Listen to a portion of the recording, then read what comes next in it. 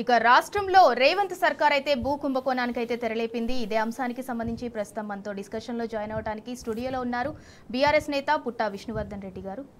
నమస్తే sir. Sir, గడిచిన 2 ఏళ్లుగా చూసుకున్నట్లయితే రేవంత్ భూ కుంభకోణానికి తెరలేపింది. దాన్ని ఇవాళ ఆధారాలతో సహా ఉదయం బీఆర్ఎస్ వర్కింగ్ ప్రెసిడెంట్ కేటీఆర్ గారు మీడియా సమక్షంలో ముందుగా మీకు టీ న్యూస్ ప్రేక్షకులందరికీ నమస్కారాలు తెలియజేస్తూ, ఈరోజు అంటే కేటీఆర్ గారు చాలా పెద్ద సంచలనమైనటువంటి ఆరోపణలు చేయడం కాదు, అందులో వాస్తవం కూడా ఉంది. ఎందుకుంది అంటున్నామంటే, మీరు గడిచిన 2 సంవత్సరాలు చూడండి. రేవంత్ రెడ్డి గారు ముఖ్యమంత్రి అయినాక వారి దృష్టి మొత్తం హైదరాబాద్లో విలువైన భూముల చుట్టే తిరిగింది. నేను ఎందుకు చెప్తున్నా ఈ మాట అంటే, రీసెంట్గా ఎల్లాంటి మెట్రో కూడా హైదరాబాద్లో సంబంధించి ప్రైమ్ ఏరియాస్లో మాదాపూర్ దగ్గర నుంచి మలక్పేట దగ్గర నుంచి 280 ఎకరాల విలువైన భూములు ఎలాంటి కంట్రోల్లో ఉండే. ఎందుకంటే వాళ్ళు ఎలాంటి మెట్రో చేసినప్పుడు పబ్లిక్ ప్రైవేట్ పార్ట్నర్షిప్లో డెవలప్మెంట్ కొరకు అప్పుడు గత ప్రభుత్వాలు ఇచ్చినటువంటి భూములు అవి. ఇప్పుడు ఏం చేసినారు, ఎల్లాంటిని బయటికి పంపించేసి ఆ భూములు కంట్రోల్లోకి తీసుకుంటున్నారు. 280 ఎకరాలు. ఆ భూములు ఎవరికి కేటాయిస్తారు, ఏ పర్పస్ కేటాయిస్తారు అనేది రాబోయే రోజులు అందరికి కనబడితే తెలుస్తుంది. వాళ్ళ అన్నదమ్ములకు, బావమరుదులకు, తెలిసిన వాళ్ళకు, చుట్టుపక్కలకు ఎవరికి ఇచ్చుకుంటున్నారు, దాంట్లో ఏం కుంభకోణం జరగబోతుంది అనేది ఒకటి. అంతకు ముందు కూడా ఎలాంటి మెట్రో ఉదాంతానికి ముందు కూడా మీరు కొన్ని రోజులు ముందుకు వెళ్ళి చూస్తే హైదరాబాద్ సెంట్రల్ యూనివర్సిటీలో 400 ఎకరాల విలువైన భూములు, దాదాపు 10,000 కోట్లు. అక్కడ కూడా భూమి చుట్టే రాజకీయం. అంటే ఆ 400 ఎకరాల భూములు ప్రైవేటు వ్యక్తులకు అప్పగించి, తద్వారా ఆ ప్రైవేట్ వ్యక్తుల దగ్గర వీళ్ళు కిక్ బ్యాక్స్ తీసుకొని లంచ్ ఎత్తున కుంభకోణం చేసే ప్లాన్ చేస్తే సుప్రీంకోర్టు జోక్యం చేసుకొని ఇది మినీ ఫారెస్ట్, కంచగచ్చిబౌలి మినీ ఫారెస్ట్లో మీరు రియల్ ఎస్టేట్ వ్యాపారం ఎట్లా చేస్తారని చెప్పి మొట్టకాయలు వేసి చీఫ్ సెక్రటరీకి అక్కడనే జైలు కట్టిస్తాము అనే అటువంటి తీవ్రమైనటు వ్యాఖ్యలు గౌరవ సుప్రీంకోర్టు చేసింది. అక్కడ ఫార్మా సిటీ విషయంలో కూడా మీరు చూడండి, ఫార్మా సిటీ కూడా గత ప్రభుత్వము దాదాపు 19,000 ఎకరాలు ఫార్మా సిటీ కోసం అని చెప్పి సేకరిస్తే, అన్న దాదాపు 14-15,000 ఎకరాలు సేకరిస్తే రేవంత్ రెడ్డి గారు ముఖ్యమంత్రిగానే అది రద్దు చేసేసి అక్కడ ఒక real estate project, fourth city అని, ఫ్యూచర్ సిటీ అని, ఏఐ సిటీ అని రకరకాల పేర్లతోని వారి కుటుంబ సభ్యులకు, వారి బంధుమిత్రులకు పెద్ద ఎత్తున అక్కడ ల్యాండ్ల అగ్రిమెంట్లు చేసుకొని రైతులను బెదిరించి కబ్జాలకు తీసుకొని ఇదొక ఆర్టిఫిషియల్ భూమి ఒకటి వాళ్ళు క్రియేట్ చేసుకొని, ఆంధ్రాకు సంబంధించినటువంటి బీజేపీ ఎంపీకి అక్కడ ఒక గ్రీన్ఫీల్డ్ రోడ్ కాంట్రాక్ట్ దాదాపు 1,500 కోట్ల కాంట్రాక్ట్ వాళ్ళ ఫ్యూచర్ సిటీకి వేయించుకొని వాళ్ళ భూముల పక్కకెళ్ళే తీసుకుపోయి అక్కడ విలువ పెరిగేటట్టు రీజనల్ రింగ్ రోడ్ రీఅలైన్మెంట్ కూడా చూడండి మీరు. తెలంగాణ భవన్కి వచ్చి వాళ్ళ గోడు గక్కున్నారు. మా భూములు పోతున్నాయి, ఒరిజినల్ అలైన్మెంట్ కాకుండా అవకతవకలు తిప్పుతున్నారు కాంగ్రెస్ ప్రభుత్వం వచ్చినాక. ఎందుకంటే అక్కడ ఉన్నటువంటి భూములపై వాళ్ళు కబ్జా చేసుకున్నారు, కన్నేసుకున్నారు. వాళ్ళ భూములు చిన్న సన్నకారు రైతుల భూములను గవర్నమెంట్ తీసుకునే ప్రయత్నం చేస్తుంది. కాబట్టి ఇన్ని ఉదాంతాలు చెప్పినా మీకు గత 2 సంవత్సరాలలో హైదరాబాద్ చుట్టూ సంబంధించి కేవలం భూములు, ఆ భూముల మీద దందాలు, ఆ దందాలతోని కిక్ బ్యాక్స్, స్కాములు, డబ్బులు సంపాదించుకునే యావనే తప్ప ఎక్కడ కూడా ప్రభుత్వ పరంగా ఒక ఇండస్ట్రియల్ పాలసీ, ఒక పారిశ్రామిక పాలసీ కానీ. ఎందుకంటే మేము గత కేసీఆర్ ప్రభుత్వంలో బాజాప్తా గల్లా ఎగిరే చెప్తాం, టీఎస్ఐ పాస్ అనేది ఒకటి విప్లవాత్మకమైనటువంటి పాలసీ తీసుకొచ్చారు. 15 రోజుల్లో అన్ని అనుమతులు వస్తే, ఒకవేళ 16వ రోజు మీకు అనుమతి రాకపోతే ఇట్స్ అ డీమ్డ్ అప్రూవల్, మీరు మీ పరిశ్రమ స్టార్ట్ చేసుకోవచ్చు అని చెప్పిన ఏకైక ప్రభుత్వం కేవలం భారతదేశంలో కాదు, ప్రపంచంలో కూడా ఎక్కడ లేదు.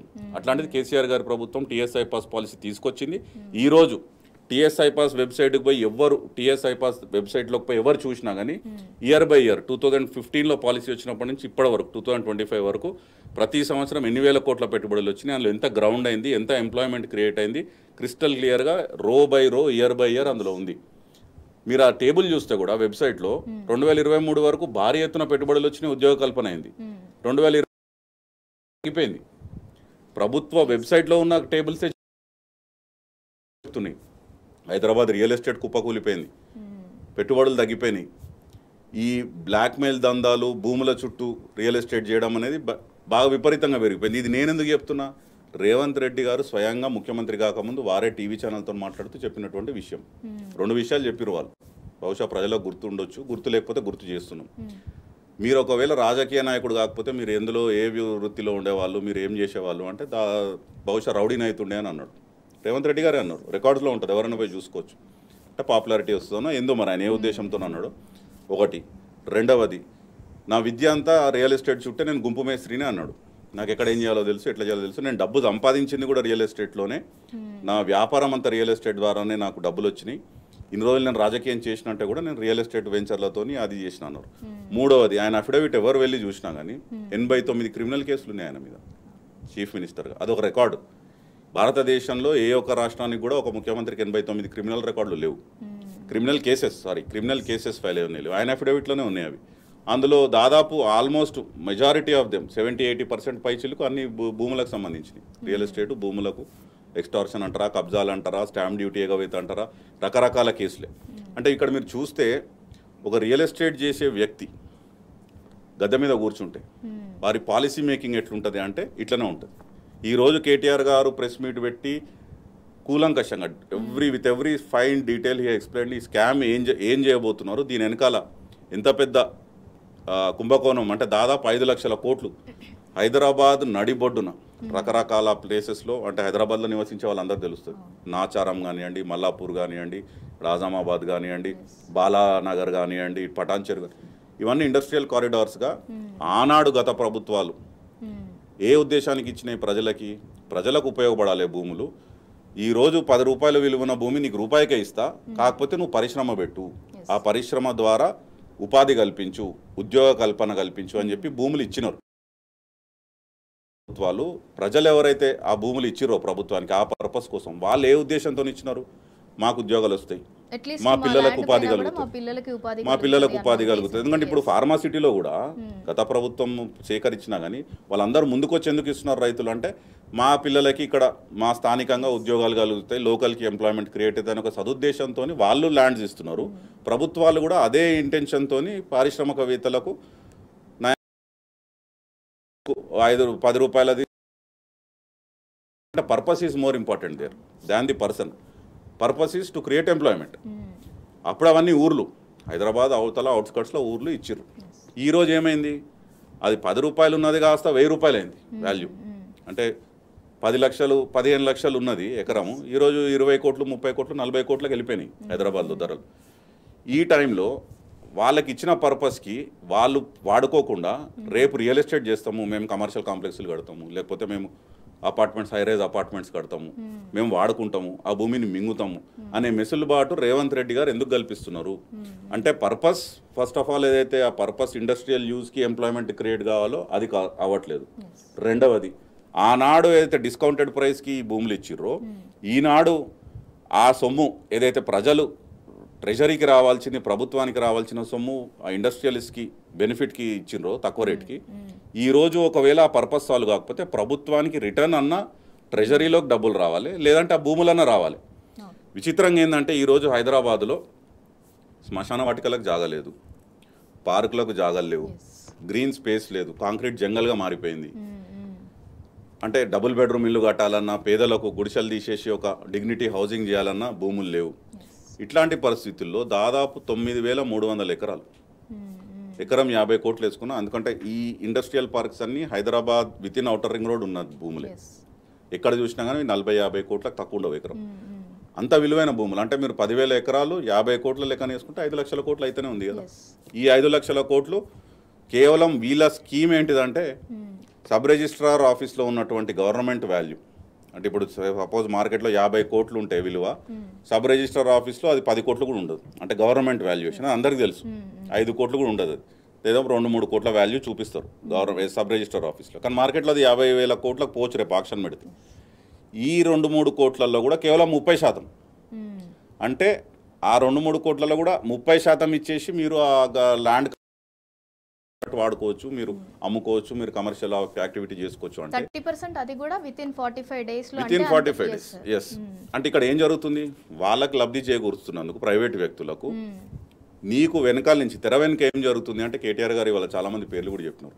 అసలు ఎవరు నడుపుతున్నారు ఇదంతా, భాగవతం ఈ కుంభకోణం వెనకాల ఎవరున్నారు, అగ్రిమెంట్లు ఎవరు చేసుకుంటున్నారు, రేవంత్ రెడ్డి గారి అన్యాయులు ఎవరు, చుట్టుపక్కల ఉండేటోళ్ళు ఎవరు, ఈ భూదందాలు చేసేటోళ్ళు ఎవరు, వాళ్ళు వెనకాలండి అగ్రిమెంట్లు చేసుకొని ఈ పల్లి బఠానీలాగా ఈ భూములను కొట్టేసి తర్వాత వాళ్ళకి కావాల్సిన వాళ్ళకి హ్యాండ్ ఓవర్లు చేసుకోవడం, ఇంటర్నల్గా వాళ్ళు డబ్బులు ఇచ్చుకొని ఆ వ్యవస్థని ఏదైతే ప్రభుత్వ ఖజానాకు రావాల్సిన డబ్బు ఉందో అదంతా ప్రైవేట్ వ్యక్తులు, ముఖ్యమంత్రి చుట్టుపక్కల ఉన్నోళ్ళు దోచుకునే ఒక పెద్ద కుంభకోణం. అంటే భారతదేశంలో ఇంత పెద్దగా ఎవరు ఆలోచించని కూడా ఆలోచించుంటారు. భారతదేశంలో ఎప్పుడన్నా కానీ ఇట్లాంటి స్కాములకు తెరలేపేది కాంగ్రెస్. గతంలో మనం చూస్తే బొగ్గు కుంభకోణం కానివ్వండి, 2G కానివ్వండి, బోఫోర్స్ దగ్గర నుంచి చూసుకుంటే ఏదన్నా భారీ ఎత్తున, ఇది నేను కాదు స్వయానం రేవంత్ రెడ్డి గారు టీడీపీ ఎమ్మెల్యేగా ఉన్నప్పుడు ఇట్లనే స్టూడియోలో కూర్చొని చెప్పినటువంటి మాటలు. 130 సంవత్సరాల అనుభవాన్ని రంగరించి 100 కోట్లని 1000 కోట్ల నుంచి లక్షల కోట్లు ఎట్లా దోచుక తినాలని కనిపెట్టిందే కాంగ్రెస్ పార్టీ అని చెప్పి స్వయాన రేవంత్ రెడ్డి గారే మాట్లాడారు. సో ఇప్పుడు అదే పార్టీలో ఆయన ముఖ్యమంత్రిగా ఉన్నాడు. సో వారందరికీ పెట్టిన వాళ్ళకి స్కామ్లు ఎట్లా చేయాలి, కుంభకోణాలు ఎట్లా చేయాలి, ఎట్లా మింగాలన్నది కాంగ్రెస్ పార్టీ చరిత్ర చూస్తే ఎవరని చెప్తారు. ప్లస్ ఈరోజు రేవంత్ రెడ్డి గారు ఆ పొజిషన్లో ఉన్నారు కాబట్టి 100% రేవంత్ రెడ్డి గారు చేసే కుంభకోణాన్ని ముందస్తుగానే కేటీఆర్ గారు బయట ప్రజలకు పెట్టిరు. ప్రతిపక్ష పార్టీగా ఏదైతే చేయాలో న్యాయ పోరాటం చేస్తాము, కోర్టుకు పోతాము, న్యాయపరంగా చేయాల్సింది బీఆర్ఎస్ పార్టీ ప్రజల పక్షాన చేస్తుంది. కానీ ప్రజలు కూడా దీని గురించి చర్చ పెట్టుకోవాలి. హైదరాబాద్లో నలుగురు కలిసినప్పుడు ఇది ఏంది, ఈ స్కీమ్ ఏంటిది, దీని వెనకాల ఏమి లాలూచి ఉంది, రేవంత్ రెడ్డి ఎట్లా లాభం చెందబోతున్నాడు, కాంగ్రెస్ పార్టీ ఎట్లాంటి పెద్ద కుంభకోణం చేయబోతుంది అనేది 100% ప్రజలు చర్చ పెట్టుకోవాలి పెద్ద ఎత్తున. దీని గురించి ఇంకోటి కూడా హెచ్చరించారు కేటీఆర్ గారు. ప్రతిరోజు సండే కాదు, ఈరోజు రేవంత్ రెడ్డి గారు ఉన్నారు, పాలసీ తీసుకున్నారు, వాళ్ళ లాభం కోసం వాళ్ళు ఏదో చేసుకుంటున్నారు, భూములు అపనంగా కావాల్సిన వాళ్ళకి అప్పచెప్పుకొని వాళ్ళు లంచాలు తీసుకుంటారు, డబ్బులు వెనకేసుకుంటారు, స్కామ్ చేసుకుంటారు 1000 కోట్లు. కానీ రేపటి రోజు ప్రభుత్వం మారుతుంది. ఎందుకంటే వ్యతిరేకత పెరుగుతున్నది. 100% 3 ఏళ్ల తర్వాత ప్రభుత్వం మారుతుంది. ఎవరైతే ఈ స్కీమ్లో ఇన్వాల్వ్ అయ్యి ఆశకి వాళ్ళతో అగ్రిమెంట్లు చేసుకొని ఈ ప్రభుత్వ ఖజానాకు రావాల్సిన డబ్బులు వాళ్ళు పంచుకొని దొంగలు కలిసి ఊర్లు పంచుకున్నట్టు ఎవరైతే ఇన్వాల్వ్ అవుతారో రేపు ఆ భూములు మళ్ళీ ప్రభుత్వం వెనక్కి తీసుకుంటుంది. బరాబర్ న్యాయపరంగా ఏదైతే పర్పస్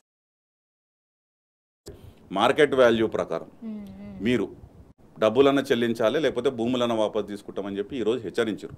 కాబట్టి ఎవరైతే అందులో ఆ ఊబిలోకి దిగే ముందు ఎవరైతే ఉన్నారో ఇన్వెస్టర్స్ ఉంటారో, పెట్టుబడిదారులు ఉంటారో, ఒకటి సార్ ఇవాళ రాష్ట్రంలో రేవంత్ రెడ్డి ఇంత పెద్ద దేశంలోనే అతిపెద్ద కుంభకోణం భూ కుంభకోణానికి తెరలేపితే మరి కాంగ్రెస్ హైకమాండ్కి కనిపించట్లేదా, కేంద్ర ప్రభుత్వానికి కనిపించట్లేదా? ఇప్పుడు కాంగ్రెస్ హైకమాండ్కి డబ్బులు కావాలి. పాపం వాళ్ళు ఒక్క రాష్ట్రంలో గెలిస్తే కొద్దిగా ఇక్కడి నుంచి పోవాల్సిన మూటలు కొద్దిగా తగ్గుతాయేమో అనుకున్నారు. వాళ్ళ దురదృష్టం ఏంటంటే వాళ్ళు ఏ ఎన్నికలకు పోయినా కానీ పాపం రేవంత్ రెడ్డి గారి పేరు అక్కడ చెప్తున్నారు. ఎన్నికలకు ముందు కాంగ్రెస్ అక్కడ అసలు అట్లా ఖాతా తెరవకుండా డిపాజిట్లు గల్లంత పరిస్థితి ఉన్నది. రేవంత్ రెడ్డి గారు బీహారీలో ఉన్న ప్రజలను ఉద్దేశించి గతంలో ఏం మాటలు మాట్లాడినారు అనేది అక్కడ బీహార్ ఎన్నికలకు ముందు ప్రశాంత్ కిషోర్ గారు చెప్పినారు. అదంతా పెద్ద ఎత్తున చర్చ జరిగింది. అసలు కనీసం రేవంత్ రెడ్డి గారిని ప్రచారాన్ని కూడా హైకమాండ్ పిలవలేదు. బీహార్కి పొంగులేటి గారు వెళ్ళినారు, బట్టి గారు వెళ్ళి అక్కడ ప్రచారం చేసినారు, కానీ రేవంత్ రెడ్డి గారిని పిలవలే. ఎందుకంటే రేవంత్ రెడ్డి గారు వెళ్తే అక్కడ బీహార్లో కానీ మహారాష్ట్రలో కానీ గతంలో వీరుపై ఢిల్లీలో కూర్చొని మాట్లాడిన మాటలు కానీ అక్కడ బ్యాక్ ఫైర్ అయినాయి కాంగ్రెస్ పార్టీ. రెండోది ఏంటిదంటే ఢిల్లీకి కూడా ఎక్కడ ఎన్నికలు జరిగినా దేశం మొత్తంలో ఏ రాష్ట్రంలో ఎన్నికలు జరిగినా ఎక్కడ జరిగినా కానీ తెలంగాణ ఏటీఎంగా మారింది.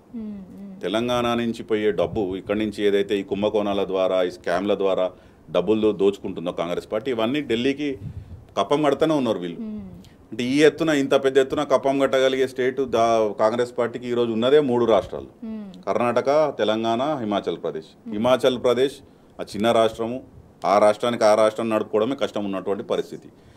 కర్ణాటకలో కూడా అక్కడ అంతర్గత పోరు నడుస్తుంది. సిద్ధరామయ్య గారికి, డీకే శివకుమార్ గారికి వారిద్దరి మధ్యలో ఒక పోరు నడుస్తుంది. కేవలం తెలంగాణ నుంచే డబ్బులు మూటలు సంచులు కాంగ్రెస్ హైకమాండ్కి కానీ కాంగ్రెస్ పార్టీ ఎక్కడ ఎన్నికలు జరిగినా కానీ ఇక్కడి నుంచే పోతున్నాయి. అది మహారాష్ట్రకు పోయింది, హర్యానాకు పోయింది, ఢిల్లీకి పోయింది, మొన్న బీహార్కి పోయింది.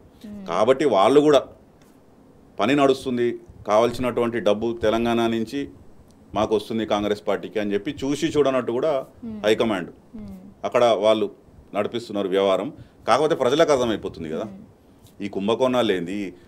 ఒకటే విషయం అండి, ఇప్పటి వరకు హైదరాబాద్ కాదు తెలంగాణలో కానీ ఒక ప్రాజెక్టు కట్టింది లేదు, ఒక ఇన్ఫ్రాస్ట్రక్చర్ డెవలప్మెంట్ చేసింది లేదు. క్యాపిటల్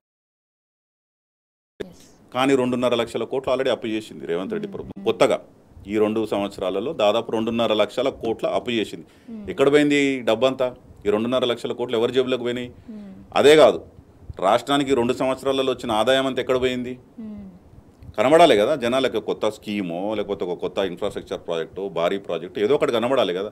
ఏది లేదు. ఎక్కడ పోతున్నాయి అంటే మంత్రులు, నేను చెప్పడం కాదు, స్వయాన మంత్రి వారి కుమార్తె గతంలో మీడియా ముందుకు వచ్చి వారే చెప్పినారు ఏం జరుగుతున్నాయి, తుపాకులు పెట్టి వ్యాపారవేత్తలను ఎట్లా బెదిరిస్తున్నారు, ఎట్లా ఎక్స్టార్ట్ చేస్తున్నారు రేవంత్ రెడ్డి గారి చుట్టుపక్కల ఉండే వ్యక్తులు అని చెప్పి స్వయాన వాళ్ళ క్యాబినెట్లో ఉన్న మీడియా ముఖంగా వచ్చి చెప్పినారు. కాబట్టి ఇక్కడ జరిగేదంతా సెటిల్మెంట్లు, పంపకాలు, నీకెంత నాకెంత, మనం దోచుకునేది దోచుకోవాలి, అక్కడ హైకమాండ్కి ఢిల్లీకి పంపాలి, మన కుర్చీ మనం కాపాడుకోవాలి. అందుకే హైకమాండ్ కూడా చూసి చూడనట్టు ఉంటుంది. ఎందుకంటే వాళ్ళ అవసరం వీళ్ళ మీద ఉన్నది, వీళ్ళు ఆ అవసరాన్ని తీరుస్తున్నారు. కాబట్టి ఆ అండర్స్టాండింగ్లో, ఆ రిలేషన్షిప్లో ఇప్పటివరకు నడుస్తుంది. Yes sir. సార్, ఇందాక మనం మాట్లాడుకున్నట్టు ఇవాళ రాష్ట్రంలో గన్ కల్చర్ అనేది కూడా ఉంది. అది మీరంటుందో నేనంటున్న మాట కాదు, స్వయాన కాంగ్రెస్ మంత్రి కూతురు అన్న మాట. అది అందరూ కూడా చూసారు, చర్చనీయాంశం అయింది. అదే మంత్రి కూతురు కొండా సుష్మితా పటేల్ ఎవరైతే ఉన్నారో ఆవిడ రీసెంట్గా వ్యాఖ్యలు కూడా చేశారు. అంటే జపాన్లో ఉండి కూడా ఫైల్ని తెప్పించుకున్నారు భూముల విషయం మీద సీఎం రేవంత్ రెడ్డి అని. అంటే రాష్ట్రంలో ఉండి భూములు దోచుకుంది చాలనట్టు మళ్ళీ జపాన్లో ఉండి కూడా తెలంగాణలో ఉన్న భూములని కుంభకోణం చేసే ప్రయత్నం చేస్తున్నారు. దానిపై మీ స్పందన ఏంటి? అదేనండి, నేను ఇంతకుముందు వారి బ్యాక్గ్రౌండ్, వారు రాజకీయాల్లోకి వచ్చింది, రాజకీయాల్లో వాళ్ళు మనుగడ సోఫార్ ఇప్పటివరకు ముఖ్యమంత్రి కానంత వరకు జరిపింది. ఎమ్మెల్యేగా అయినా ఎంపీకి గెలిచినా కానీ ఎక్కడి నుంచి వచ్చిన డబ్బులు అంటే రియల్ ఎస్టేట్ దందాల ద్వారా వచ్చింది. రియల్ ఎస్టేట్ దందాలు ఏంటిది అంటే ఇవే: బెదిరించుడు, ఎక్స్టార్ట్ చేసుడు, ఆర్టీఐ కింద అప్లికేషన్ కింద ఫైల్ చేయడము, ఇన్ఫర్మేషన్ తెచ్చుకొని వ్యాపారవేత్తలను, ల్యాండ్ ఓనర్స్ని బ్లాక్మెయిల్ చేయడం అనేది చరిత్ర. అనేది అనేక సార్లు చాలామంది నాయకులు చెప్పారు. వారి మీద ఫైల్ అయిన కేసెస్ ఏదైతే చిట్టా ఉందో అది కూడా చూస్తే అర్థమవుతుంది. ఒకటి. రెండవది, మీరు అన్నట్టు మంత్రి గారు కుమార్తెనే ఆరోపణలు చేసింది. వారు అంటే జపాన్లో ఉండి కూడా ఇక్కడ మంచిరేవుల, నాకు తెలిసి మీరు చెప్పింది ఇక్కడ నార్సింగి కానుకొని ఉన్నటువంటి మంచిరేవులలో రేవంత్ రెడ్డి గారి సోదరులు వారి కన్నుబడ్డది అక్కడ ఆ భూమి మీద. అక్కడ నుంచి దారి కోసం, రోడ్డు కోసం ఎక్కడో అక్కడ పంపకాల మధ్యలో డిఫరెన్సియేషన్ వచ్చింది మంత్రి గారికి ప్లస్ వీరి కుటుంబ సభ్యులకు. అది చిరిగి గాలివాన లెక్క అయినట్టు అది రేవంత్ రెడ్డి గారి దృష్టికి పోతే ఆయన అక్కడ ఫైల్ తెప్పించుకొని అక్కడ పిలుచుకొని అక్కడ ఆపెట్టడము. ఇక్కడ వ్యాపారవేత్త, డెక్కన్ సిమెంట్స్ వ్యాపారవేత్త దగ్గర రేవంత్ రెడ్డి అనుచరుడు పోయి తుపాకీ పెట్టి బెదిరియడము. అంటే ఇదంతా ఎట్లయిపోయింది అంటే హైదరాబాద్ ఏదైతే 2014 నుంచి 2023 వరకు ఒక పాజిటివ్ వైబ్, పెట్టుబడులు, అమెజాన్ లాంటి కంపెనీ, సేల్స్ ఫోర్స్ లాంటి కంపెనీ, ఊబర్ లాంటి కంపెనీ, గూగుల్ లాంటి కంపెనీలు పెద్ద ఎత్తున అంటే హైదరాబాద్ అనేది ఒక మ్యాగ్నెట్ లాగా ఇంటర్నేషనల్ ఇన్వెస్ట్మెంట్స్కి అట్రాక్ట్ చేయడానికి ఒక హబ్గా తయారైంది. లా అండ్ ఆర్డర్ బ్రహ్మాండంగా దాదాపు 6.5-7 లక్షల సీసీటీవీ కెమెరాలు పెట్టి లా అండ్ ఆర్డర్ని అంటే గంగా జముని తహజీబ్ లాగా వితౌట్ ఎనీ కమ్యూనల్ డిస్టర్బెన్స్ బ్రహ్మాండంగా హైదరాబాద్ అన్ని రంగాల్లో ముందుకు పోయింది. ఇటు ఉత్పత్తిలో కానివ్వండి, ఏదైతే 2014 ముందు పవర్ హాలిడేస్ ఉండేనో వ్యాపారవేత్తలకు, ఇండస్ట్రియలిస్ట్కి ఇంద్రపార్క్ దగ్గర ధర్నా చేసే రోజులు అవి 2014 ముందు. అయ్యా ప్రభు, మా దగ్గర ఉద్యోగస్తులు ఉన్నారు, మా దగ్గర కార్మికులు ఉన్నారు, మీరు కనీసం వారానికి మాకు 2 రోజులు కట్ చేసుకోండి, కానీ 3 రోజులు వారానికి మీరు కట్ చేసుకుంటే వీళ్ళని మేము ఎట్లా వాళ్ళని ఉద్యోగంలో పెట్టుకోవాలి, వాళ్ళ కుటుంబాలను ఎట్లా సాదుకుంటారు, కనీసం మాకు విద్యుత్ ఇవ్వండి అని చెప్పి వ్యాపారవేత్తలు ధర్నాలు చేసిన రోజులు ఇంద్రపార్క్ ముందుకు వచ్చి. అప్పుడు కాంగ్రెస్ ప్రభుత్వమే కదా అంత దాదాపు 55 సంవత్సరాలు నడిపించింది. మరి ఎందుకు ఇవ్వలేకపోయినారండి విద్యుత్? కనీసం విద్యుత్ ఇవ్వలేని పరిస్థితి. ముఖ్యమంత్రిగా మన కేసీఆర్ గారు గద్దెనెక్కిన తర్వాత వితిన్ 1 ఇయర్ హైదరాబాద్లో అసలు పవర్ కట్ అనేది లేకుండా మన ఇంట్లలో, అపార్ట్మెంట్లలో కింద జనరేటర్ సెట్లు, యూపీఎస్ సెట్లు, ఇంట్లలో బ్యాటరీలు, ఇవన్నీ మనం చూసినటువంటి రోజు. అంటే ఏం చేసిర్రు అంటే అద్భుతాలు చేసిర్రు కేసీఆర్ గారు హైదరాబాద్కి. అటు విద్యుత్ రంగంలో కానివ్వండి, ఇటు తాగునీటి రంగంలో కానివ్వండి, పెట్టుబడులు ఆకర్షించే విషయంలో కానివ్వండి, ఉద్యోగ ఉపాధి కల్పనలో కానివ్వండి, పర్యావరణం పచ్చదనం పెంచే విషయంలో కానివ్వండి, ఇవన్నీ మేము చెప్పేది కాదు. ట్రీ సిటీ ఆఫ్ ఇండియా అని యునైటెడ్ నేషన్స్ వాళ్ళు 1కి 2 సార్లు హైదరాబాద్కి 2020లో 2021లో 2 సార్లు ఇంటర్నేషనల్ అవార్డు వచ్చింది. మీకు గ్రీన్ కవర్ పెరగడంలో 147% ప్లస్ అని చెప్పేసి కేంద్ర ప్రభుత్వం హైదరాబాద్ నంబర్ 1 సిటీ అన్ని మన మెట్రోపాలిటన్ సిటీస్లో అని చెప్పి వాళ్ళు కితాబిచ్చారు. అంటే అటు ఇండస్ట్రీ, ఇటు ఎన్విరాన్మెంట్, అటు అర్బన్ డెవలప్మెంట్, తెలంగాణ వ్యాప్తంగా రూరల్ డెవలప్మెంట్, అంటే ఏ రంగం తీసుకున్నా కానీ, ఏ సంక్షేమ పథకం తీసుకున్నా, ఏ అభివృద్ధి పథకం తీసుకున్నా బ్రహ్మాండంగా ఒక పాజిటివ్ ఎనర్జీ, పాజిటివ్ వైపుతో ఉండే. కానీ ఈరోజు ఏమైందండి 2 సంవత్సరాలు తెలియదా హైదరాబాద్లో నివసిస్తున్న ప్రజలకు? ఒక్క కొత్త ప్రాజెక్ట్, ఒక కొత్త ఫ్లైఓవర్, ఒక కొత్త అండర్ పాస్ ఇక్కడన్నా అయిందా కాలే. కాలంలో మళ్ళీ విద్యుత్ కట్లు, పవర్ కట్లు అవుతున్నాయి, వాటర్ ట్యాంకర్ల బాధ పెరిగింది, తాగునీరు సమస్య స్టార్ట్ అయింది. అంటే ఏదైతే కేసీఆర్ గారు బంగారు పల్లెంలో పెట్టి వీరికి ఇచ్చిపోయినరో కనీసం చేసిన వ్యవస్థను ఉన్నది ఉన్నట్టు కూడా నడపచాతన అయితే లేదు వీళ్ళకి. కొత్తగా ఆవిష్కరించి కొత్త వీళ్ళు అద్భుతాలు చేయాల్సిన అవసరం లేదు. కనీసం పాత ప్రభుత్వం ఇచ్చిపోయింది కూడా యథావిధిగా నడిపేయడం వీళ్ళకి చేతన అయితే లేదు. ఇంకొకటి మూడో విషయం ఇంకోటి ఏంటిదంటే ఈరోజు నేను చెప్పేదానికన్నా ఎక్కువ హైదరాబాద్లో క్రైమ్ రేట్ కూడా ఎట్లా పెరిగింది అనే దానికి కమిషనర్ ఆఫ్ పోలీస్ హైదరాబాద్ వారు యాన్యువల్ రిపోర్ట్ ఇచ్చినారు, సైబరాబాద్ పోలీస్ ఇచ్చినారు. హైదరాబాద్లో 44% క్రైమ్ రేట్ పెరిగింది, సైబరాబాద్లో 64% పెరిగిందని చెప్పి వారే ఇస్తున్నారు. ప్రభుత్వంలో ఉన్న వాళ్ళే రిపోర్ట్ ఇస్తున్నారు. ఇంతకుముందు చెప్పినట్టు పెట్టుబడుల విషయంలో కూడా టీఎస్ఐ పాస్ వెబ్సైట్కి పోయి ఎవరు చూసినా అర్థం ఇప్పుడు వరకు ఎట్లా పెట్టుబడులు వచ్చినాయి, లాస్ట్ 2 years ఎట్లా తగ్గిపోయింది. కాకపోతే ఇదంతా హైదరాబాదు ఒక positive eco, positive vibe, positive ఎనర్జీతో ఉన్నది. 5 years కంటిన్యూస్గా మర్సర్ అనే అంతర్జాతీయ సంస్థ మోస్ట్ లివబుల్ సిటీ అని చెప్పి 5 సంవత్సరాలు కంటిన్యూస్గా ప్రపంచంలోనే హైదరాబాద్కి ఇచ్చిందండి. మర్సర్ జేఎల్ఎల్ అనేది హైదరాబాద్ని వరల్డ్స్ మోస్ట్ డైనామిక్ సిటీ అని చెప్పి వాళ్ళు కితాబ్ ఇచ్చినారు. ఫార్ములా ఈ లాంటి అంతర్జాతీయంగా గ్లోబల్ మ్యాప్లో హైదరాబాద్ని తీసుకుపోయి పెట్టి పేరు ప్రఖ్యాతలు. అంటే ఫార్ములా మోటార్ స్పోర్ట్ అనేది most loved sport in the world. అది చాలామందికి తెలియదు, ఇక్కడ కాంగ్రెస్ అన్న అసలు అది ఏందో కూడా తెలియదు. మన ఉద్దేశం కూడా ఎందుకంటే ఈ సమయంలోనే అది కూడా చర్చకు వచ్చింది కాబట్టి 700 కోట్ల రూపాయలు అంటే $84 million హైదరాబాద్ ఎకానమీకి బూస్ట్ అయింది అని చెప్పి నియల్సన్ అనే అంతర్జాతీయ సంస్థ ఫార్ములా ఈ తర్వాత సర్వే చేసి చెప్పింది.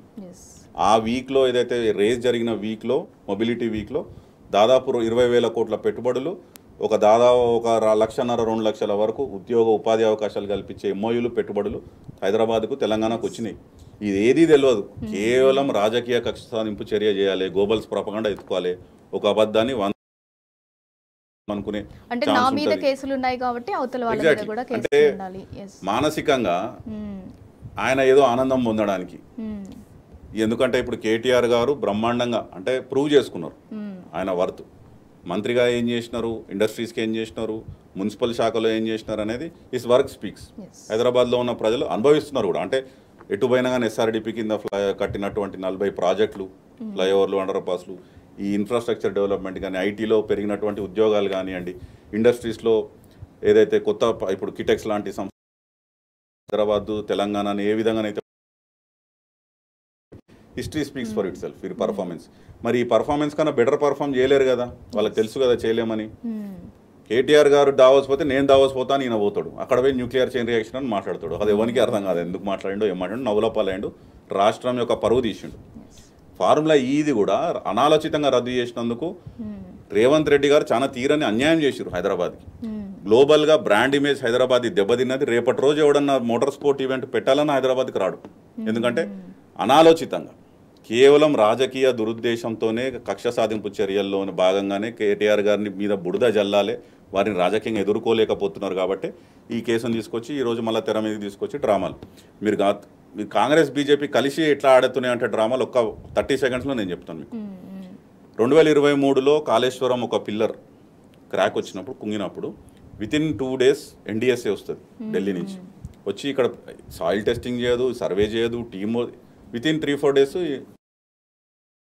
ఎలక్షన్స్కి ముందు కాంగ్రెస్ పార్టీ ఆరోపణలు చేస్తుంది, ఎన్డీఎస్ఏ ఢిల్లీ నుంచి వస్తుంది. మళ్ళీ ఎన్డీఎస్ఏ ప్రిలిమినరీ రిపోర్ట్ ఎప్పుడు వస్తుంది, కరెక్ట్ పార్లమెంట్ ఎలక్షన్స్కి వారం ముందు వస్తుంది. మీరు చూడండి టైమింగ్, కరెక్ట్ పార్లమెంట్ ఎలక్షన్స్కి 1 week ముందు ఎన్డీఎస్ఏ బీఆర్ఎస్ పార్టీ మీద ఆరోపణలు చేసుకుంటా. ఇప్పుడు మళ్ళీ ఫార్ములా ఈ కేసు ఎందుకు వచ్చిందండి? ఫార్ములా కేసు ఎందుకు వచ్చిందంటే స్థానిక ఎన్నికలకు పోతుంది ప్రభుత్వము, దాంట్లో మళ్ళీ కేటీఆర్ గారి మీద బురద వేయాలి, బీఆర్ఎస్ పార్టీ మీద బురద వేయాలి, అవినీతి మరకంటేయాలని చెప్పేసి ఇప్పుడు తీసుకొచ్చారు సడన్గా. అంటే మీరు టైమింగ్ చూస్తేనే మీకు అర్థమైపోతుంది. ఆ కేసులో ఫస్ట్ పసలేదు, అది రేపు నిలబడదు. మేమనేది ఏంటంటే కుంభకోణం జరిగేది ఇక్కడ, వందలు వేలు కాదు లక్షల కోట్ల కుంభకోణానికి తెరలేపింది రేవంత్ రెడ్డి ప్రభుత్వము.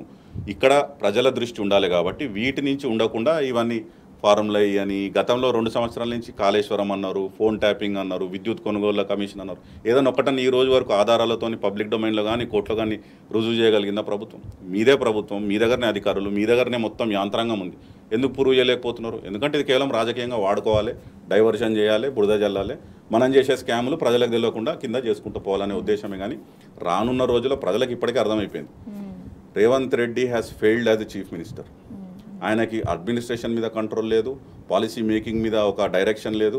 జస్ట్ కేవలం రియల్ ఎస్టేట్ చేసుకుంటూ తెలంగాణ రాష్ట్రాన్ని వారు ధనం మింగుకుంటా స్కాములు చేసుకుంటా వాళ్ళకి కావాల్సిన వాళ్ళకి డబ్బులు సమకూర్చుకుని హైదరాబాద్ హైకమాండ్కి మూటలు పంపించుకునే విషయంలోనే వాళ్ళు ఫోకస్ ఉంది తప్ప తెలంగాణ ప్రజలకు కానీ తెలంగాణ ఇక్కడ ఉన్నటువంటి రైతాంగానికి కానీ ఎట్టి పరిస్థితుల్లో కూడా వాళ్ళు ఉన్నటువంటి పరిస్థితిలో వాళ్ళు మాట్లాడే మాటల్లో కానీ వాళ్ళు తీసుకొచ్చే స్కీముల్లో కానీ ఎక్కడ కూడా లాభం లేదు. 100% BRS party as a principal opposition party ప్రజాకోర్టులో ప్రజల ముందు ఎప్పటికప్పుడు ఈ వాస్తవాలు చెప్పే ప్రయత్నం చేస్తుంది, న్యాయ పోరాటం చేస్తుంది. మాకు కోర్టుల మీద పూర్తి విశ్వాసం ఉంది, నమ్మకం ఉంది. 100% ఇట్లాంటి ఏదైతే స్కాములు చేస్తున్నారో మొన్న హైదరాబాద్ సెంట్రల్ యూనివర్సిటీ ల్యాండ్స్ ఏదైతే సుప్రీంకోర్టు వరకు పోయి సుప్రీంకోర్టు అడ్డుకట్ట వేసిన ఈ స్కామ్ ని కూడా ఆపే ప్రయత్నం చేస్తాం. మనం ఇంకా డిస్కషన్ సార్ గత ప్రభుత్వ హయాంలో చూసుకున్నట్లయితే 2022 సెప్టెంబర్లో చూసుకున్నట్లయితే ప్రభుత్వము బీఆర్ఎస్ ప్రభుత్వము ఒక కొత్త జీవోని అయితే తీసుకొచ్చింది. పారిశ్రామిక భూములు అయితే అన్యాక్రాంతం కాకూడదు అని చెప్పేసి ల్యాండ్ ఎలాంటి ఎవరైతే ఉంటారో వాళ్ళు రిజిస్ట్రేషన్ 100% అమౌంట్ ఇచ్చి చేయాల్సి వస్తుంది. ఒకవేళ వాళ్ళు ఆ ఇండస్ట్రీ ఏదైతే ఉందో దాన్ని కంటిన్యూ చేయలేము అని అనుకుంటే వేరే వాళ్ళకి ఆ ల్యాండ్ ట్రాన్స్ఫర్ చేయాలి అని అనుకుంటే 200% ఇచ్చేసి చేయాలి అని, అంటే మంచి ఉద్దేశంతో ఈ జీవోని అయితే తీసుకొచ్చింది. ఇప్పుడు ఉన్నట్టుండి రేవంత్ సర్కార్ తీసుకొచ్చింది 70% మింగడానికి. దీని మీదే ఉదయం కేటీఆర్ గారు ప్రెస్ మీట్ పెట్టారు. మళ్ళీ ఈవినింగ్ కి ఐటీ మినిస్టర్ శ్రీధర్ బాబు గారు కూడా ప్రెస్ మీట్ పెట్టారు. ప్రెస్ మీట్ పెట్టి అంటే ఏపీలో 99 పైసలకే ల్యాండ్ ఇస్తున్నాము, మేమంతా చీప్గా అయితే ఇవ్వట్లేదు, మేము రీజనబుల్ రేట్స్కే ఇస్తున్నాము అని చెప్పి ఆయన మాట్లాడడం కూడా జరిగింది. దానిపై మీ స్పందన ఏంటి? వారు ఇచ్చే రీజనబుల్ రేట్స్ వాళ్ళ దోస్తులకు బంధుమిత్రులకు. ఎందుకంటే శ్రీధర్ బాబు గారు కూడా గమ్మత్తుగా మాట్లాడారు. గత ప్రభుత్వం ఇచ్చిన జియోలో మేము అమలు చేస్తామని మాట్లాడారు. మరి గత ప్రభుత్వం ఇచ్చిన జియోలు గత ప్రభుత్వం ఇచ్చిన అసెంబ్లీలో పాస్ చేసిన బిల్లులో మీరు అమలు చేస్తే మరి 100% 200% వసూలు చేయాలి కదా ల్యాండ్ కన్వర్జన్కి. మీరే చెప్పారు గత ప్రభుత్వం కేసీఆర్ గారి ప్రభుత్వం 100% రిజిస్ట్రేషన్ వాల్యూ, ఒకవేళ భూమి చేతులు మారితే 200% రిజిస్ట్రేషన్ వాల్యూ కట్టి మీరు ఆ భూముల్లో you can change the use of that land. మరి పాత ప్రభుత్వం ఆ పాలసీ తీసుకొచ్చినప్పుడు అదే కంటిన్యూ చేయొచ్చు కదా. ఇప్పుడు ఎవరి కోసం ఈ పాలసీని మార్చి 100 కాదు 200 కాదు కేవలం 30% ఎవరి కోసం తగ్గించారు? ఎవరికి లాభం జరుగుతుంది? ప్రజలకు ఏమైనా లాభం జరుగుతుందా? తగ్గించింది కాకుండా మళ్ళీ ఏపీ తోటి కంపేర్ చేసుకుని ఏపీతోని 99 పైసలకు వాళ్ళు భూమి ఇచ్చారు, 1 ఎకరం ఇచ్చారు అంటే ఏ పర్పస్కి ఇస్తున్నారు? వాళ్ళు పారిశ్రామికంగా అక్కడ ఎంప్లాయ్మెంట్ క్రియేషన్ గురించి ఇస్తున్నారు. క్రియేషన్కి ఇచ్చిన భూములను మీరు తక్కువ రేటుకి మీకు కావాల్సిన వాళ్ళకి అమ్ముకుంటున్నారు. అసలు మీరు చేసే కంపారిజన్ యాపిల్ని ఆరెంజ్తో కంపేర్ చేస్తున్నట్టుంది. ఎప్పుడన్నా కంపేర్ చేస్తే యాపిల్ని యాపిల్తో చేయాలి, ఆరెంజ్ని ఆరెంజ్తో చేయాలి. మీరు పక్క రాష్ట్రానికి పోయి 99 పైసలకు వాళ్ళు పారిశ్రామికవేత్తలకు ఎంప్లాయ్మెంట్ క్రియేషన్ కోసం ఇస్తున్నారు. మీరు ఇక్కడ ఆల్రెడీ పారిశ్రామికవేత్తలకు డిస్కౌంటెడ్ ప్రైస్కి ఇచ్చిన భూములను వాళ్ళకి లాభం చేకూర్చి వాళ్ళ ద్వారా మీరు లాభం పొందడానికి, ప్రభుత్వ ఖజానా గండిగొట్టడానికి, మీకు కావాల్సిన వాళ్ళకు ఆస్తులు సొమ్ములు సమకూర్చుకోవడానికి ప్రభుత్వానికి రావాల్సినటువంటి భూమి కానీ ప్రభుత్వానికి రావాల్సినటువంటి ఖజానాకు రావాల్సిన డబ్బులు కానీ మీరు పంచుకొని దొంగతనం ఇక్కడ దొంగలు కలిసి ఊర్లు పంచుకున్నట్టు మీరు తీసుకొచ్చిన కుంభకోణానికి పక్క రాష్ట్రంలో జరిగేదానికి సంబంధం ఏముందండి? ఒకటే క్లియర్గా చెప్తున్నాం, ప్రజలు కూడా ఒకటి ఆలోచించాలి. ఈ భూములు ఉన్నాయో దాదాపు 9,292 అంటే దాదాపు 9,300 ఎకరాల భూములు, అత్యంత విలువైనటువంటి భూములు. ఇది ప్రజల ఆస్తి.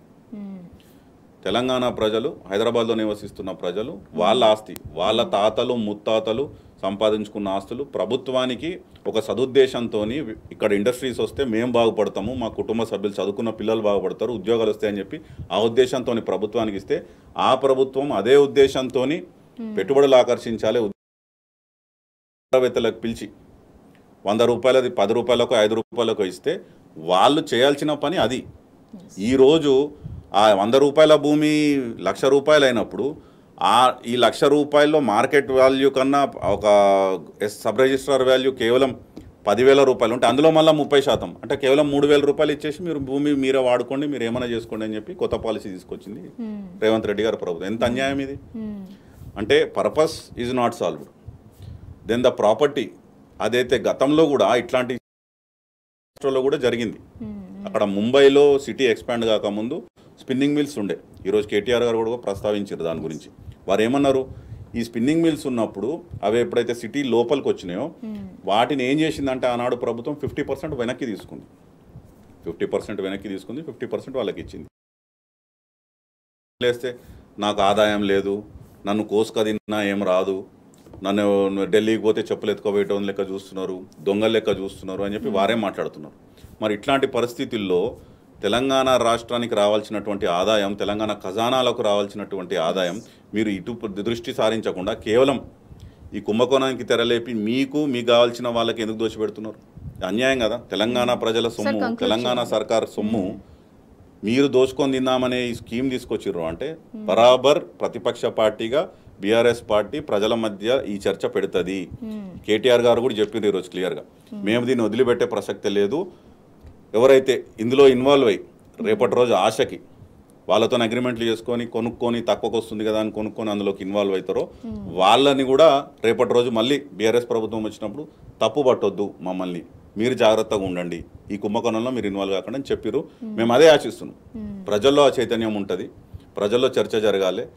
ఇట్లాంటి కుంభకోణానికి ఇక్కడనే అడ్డుగట్ట వేయాలి. ప్రజల ఆస్తి, ప్రజల సొమ్ము, ప్రజల డబ్బు, ప్రజల భూమి ప్రజలకే చెందాలనేదే బీఆర్ఎస్ పార్టీ ఉద్దేశం. రైట్ సార్, డిస్కషన్లో జాయిన్ అయినందుకు థ్యాంక్ యూ సో మచ్. ఇక మొత్తానికి గత రెండు సంవత్సరాలుగా చూసుకున్నట్లయితే రేవంత్ సర్కార్ అయితే తెలంగాణ రాష్ట్రంలో భూ కుంభకోణానికి అయితే తెరలేపింది. వాటన్నిటిని కూడా బీఆర్ఎస్ వర్కింగ్ ప్రెసిడెంట్ కేటీఆర్ ఆధారాలతో సహా బట్టబయలు చేశారు. ఇది ఇవాల్టి బరాబర్ అడుగుదాం. Stay tune.